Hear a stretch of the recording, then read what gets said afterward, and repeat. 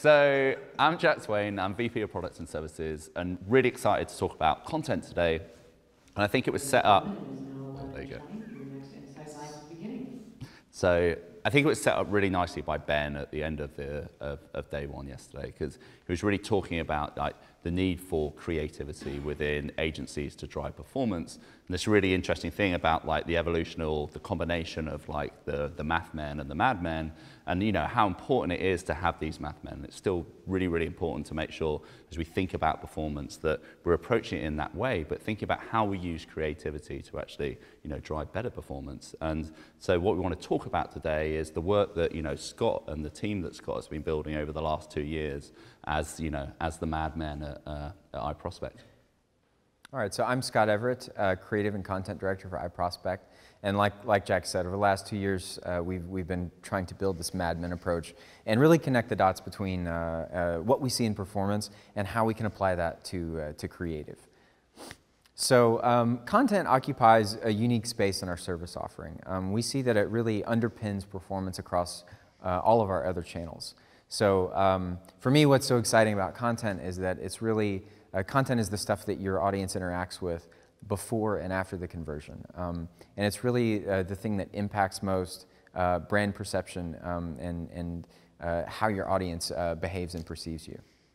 And intuitively, content underpinning performance makes a lot of sense, but it's not just theory, we're really seeing it in practice. And if you've already been to the Social Insights Lab, you've probably seen this, but where we've been able to plan in advance and think about content along with everything else that we do, so making sure we're in the right channels, using the right sites or search engines, using the right ad units, using the right targeting, when we can actually plan content and make sure that content is rooted in you're solving your fundamental business challenge, your brand and your consumer, we're able to drive much stronger performance. So this is an example of using strong content or planned content within Facebook, the channel, because what it does is we see a much lower cost per engagement, lot lower cost per fan, an increased reach, all those performance metrics that we want to see that really drive those business outcomes.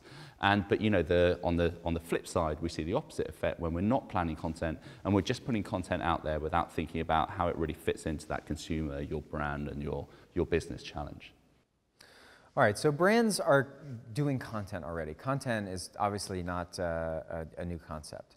You guys are already doing brand blogs, product descriptions, brand stories, product stories. These are all part of your content ecosystem. What we're seeing, though, as the biggest challenge is that there's often a disconnect between the stuff that you're creating and a specific business objective. And so if there's no connection there, then there's really no way to measure the success of the content that we're investing in. So what becomes difficult is when you've got all this content and you're kind of swimming in all this content that's coming from different parts of your, different departments within your organization, is prioritizing that piece of content or pieces of content that are really going to drive that business outcome. So really thinking about it at iProspect is about, how we can be that conduit between the content and actual business outcomes. All right, so the first thing that we want to look at when we start evaluating content is, what do you have? We want to audit your content ecosystem and say, all right, well, what do you have already that is really high value that's not getting visibility? And then we want to leverage that and amplify it.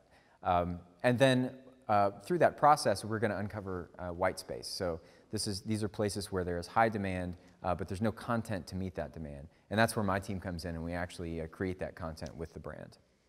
And luckily we have got the approach for this, and it's the approach that we've been working on for the last 2 years as we think about how we can really help identify what those pieces of content are, whether it's leveraging content that you already have through the content audit or identifying new opportunities where we can actually create that content. All right, so in this process, the first step is always brand objectives and business objectives. We want to define upfront exactly what we want to do with this content and what we want it to achieve. So the first piece of this, brand objectives, that's really about where does the brand want to go. So strategy should always be about getting from point A to point B. So as far as the brand goes, it's really, are we looking to, what's the priority? Do we need to change perception? Are we looking to reach a new audience that we're not speaking to today?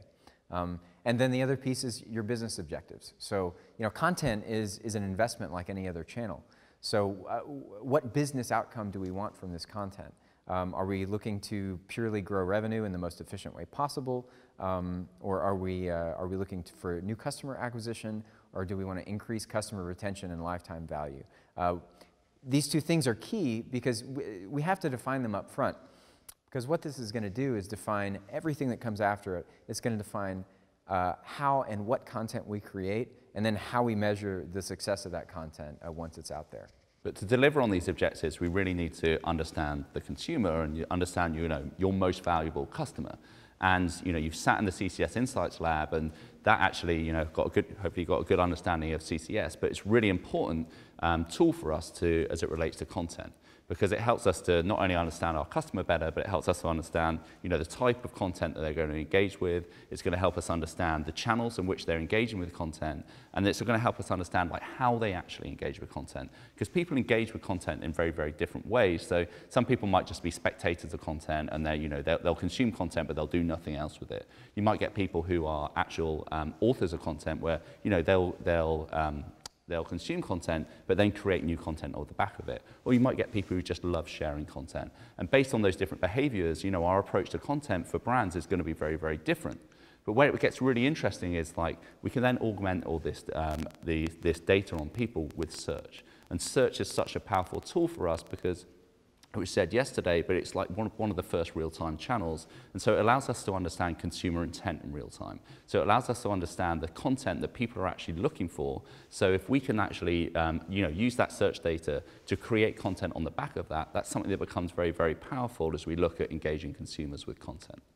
So when we start looking at search data and keyword data, we want to pull out really granular insights into how a brand associates how your audience associates with your brand. What themes do they think about when they think about your brand? So the first place we always want to look is your site. How does your current audience interact with your brand? We get that through site analytics, Google Webmaster Tools, through paid search, and through third-party tools. And then the other space that we want to look in is the rest of the world. So how does your audience interact with your competitors? Is there a big difference between the way they think about your competitors and the way they perceive you? That's revealed through keyword data. And then the other piece is social listening. So this is a really interesting piece because we get to look at not only how consumers speak directly to you as a brand, but how they talk to each other about your brand. So oftentimes that will reveal insights that we would not get from just purely site analytics.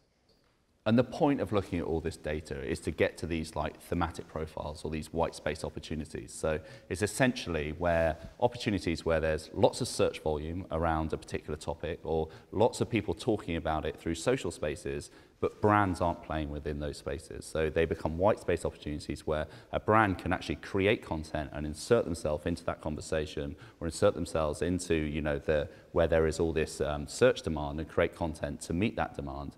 And that's a huge opportunity for brands. So as we think of an example, it really helps brands prioritize the content they might have or create new content around it. So if you take a retail brand, they may have 40 different types of shoes that they're trying to sell on their website, and they don't know which shoes to actually prioritize as it relates to showing on the homepage, or putting through their social channels, or putting paid media behind.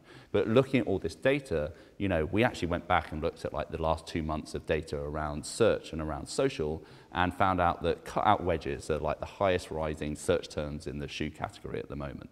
So that becomes really interesting as you think about if I'm a retailer and I'm selling shoes, I want to start prioritizing those cutout wedges, content that I might already have, or create content around it, because that's the thing that's really going to drive business outcomes, because it's the most sought after shoe at the moment. All right, so up through this point in the process, we've identified some very high-value themes and high-value topics that we want to focus on in content.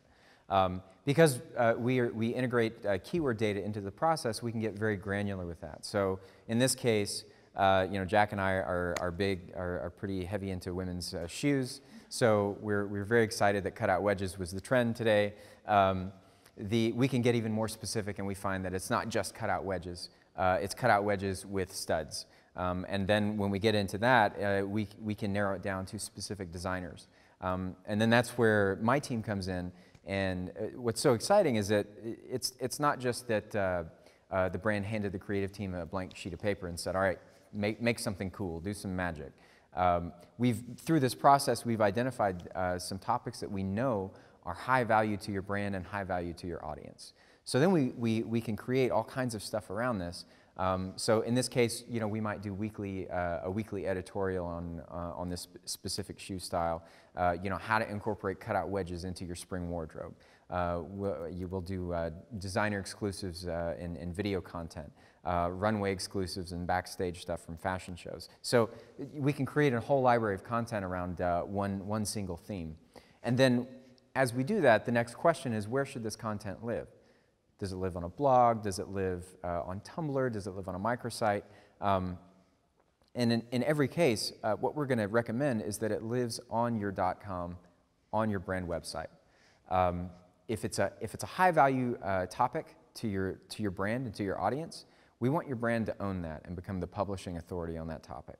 And the other consideration is that as we are producing this high-performing content, we want your site to gain all of the SEO benefit from that. So as you gain authority in search engine and as you gain rankings, your site should gain all of the SEO benefit from that. But we know that people don't just consume content on your website. So, through CCS, we help to prioritize the different channels in which we know that we want to distribute this content through. So thinking about your earned channels, so prioritizing your different social channels, you think about distributing this content. But also, what's exciting is as you kind of engage in these white space opportunities is the opportunities for like PR and blogger outreach and getting that content through organic means as opposed to just paid. But paid becomes a really interesting space as we look to scale this content, whether that's through display, whether that's through affiliates, or scaling it by connecting that content through paid search.